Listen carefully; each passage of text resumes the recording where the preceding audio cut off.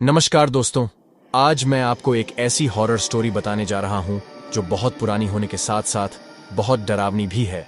और यकीन मानिए, यह कहानी पढ़कर आप हैरान हो जाएंगे। हो सकता है यह कहानी है एक डॉल जिसका नाम है एनाबेल डॉल। तो आइए कहानी शुरू करते हैं। यह कहानी शुरू होती है सन 1918 से। इसी साल एक अमेरिकी राइटर जो बच्चों की कहानियां और कॉमिक्स लिखते थे, उन्होंने सबसे पहले इस डॉल का जिक्र अपनी किताब रैगडी एन में किया था। इस किताब में उन्होंने अपनी साथ हुई एक सच्ची घटना के बारे में बताया था। वह लिखते हैं कि एक बार वह अपने घर के बैकयार्ड में टहल रहे थे, तभी उनको वह डॉल पड़ी हुई मिली। उन्होंने कभी भी पहले ऐसी डॉल को अपने घर के आसपास नहीं देखा था, इसलिए उन्होंने अपने पड़ोसियों से पूछा कि कहीं ये डॉल उनकी तो नहीं, लेकिन उन्होंने इनकार कर दिया। उन्होंने इसके बारे में ज्यादा नहीं सोचा और डॉल को अपनी बेटी को दे दिया।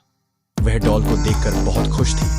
वह उसके साथ हर रोज खेलने लगी। खेलते खेलते उसको डॉल के साथ इतना लगाव हो गया कि वह डॉल को एक पल के लिए भी अकेला नहीं छोड़ती थी।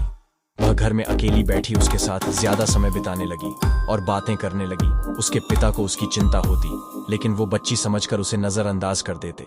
लेकिन जब वह 13 साल की हुई, तब वह किसी गंभीर बीमारी से पीड़ित हो गई। इलाज के लिए उसे वैक्सीन दे गई, लेकिन उसका उल्टा प्रभाव हो गया, जिसकी वजह से उसकी मौत हो गई।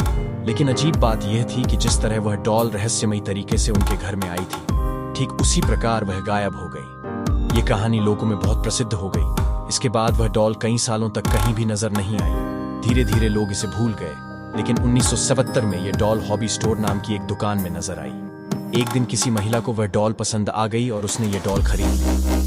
उस महिला को यह बिल्कुल भी अंदाजा नहीं था कि यह डॉल भूतिया है, लेकिन उसने ये डॉल अपनी बेटी डोना को उसके जन्मदिन पर देने के लिए खरीदा था। डोना उस समय नर्सिंग की पढ़ाई कर रही थी और हॉस्टल में अपनों 2 सहेलियों के साथ रहती थी। वह इस गिफ्ट से बहुत खुश थी। इसके साथ साथ वह हैरान भी थी, क्योंकि उसकी डॉल के साथ खेलने की उम्र भी बीत चुकी थी। लेकिन उसको यह तोहफा बहुत पसंद आया। उसने डॉल को अपने कमरे में सजा कर रख दिया, लेकिन उसकी दोनों सहेलियों को यह डॉल बिल्कुल भी पसंद नहीं आई थी।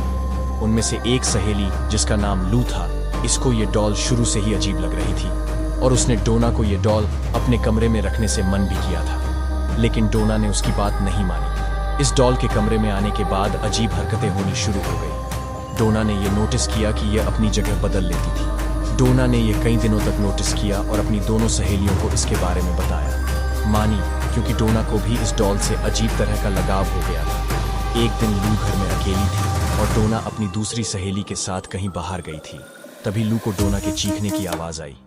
वह यह भूल गई थी कि डोना तो घर में है ही नहीं, और जब वह कमरे में गई तो देखा कि उस कमरे में उस डॉल के अलावा कोई नहीं है। इसके बाद कमरे से लू के चीखने की भी आवाज आई।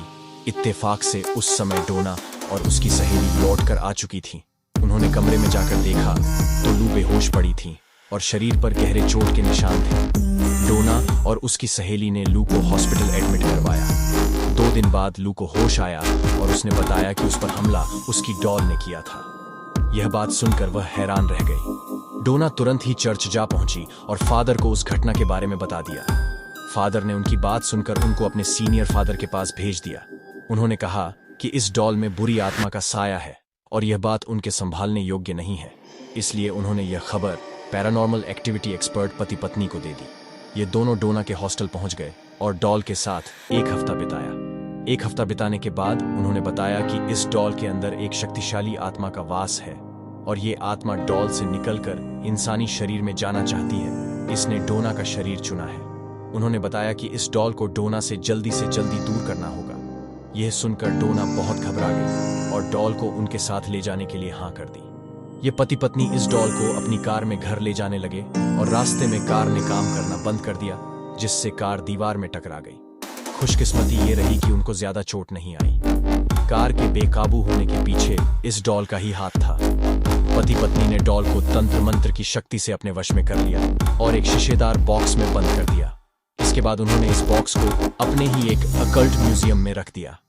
आज भी आप इसे इसी म्यूजियम में देख सकते हैं और साफ साफ बॉक्स पर एक वार्निंग भी लिखी हुई है कि बॉक्स को दूर से ही देखें और हाथ न लगाएं। उम्मीद है आपको एनाबेल डॉल की कहानी पसंद आई होगी।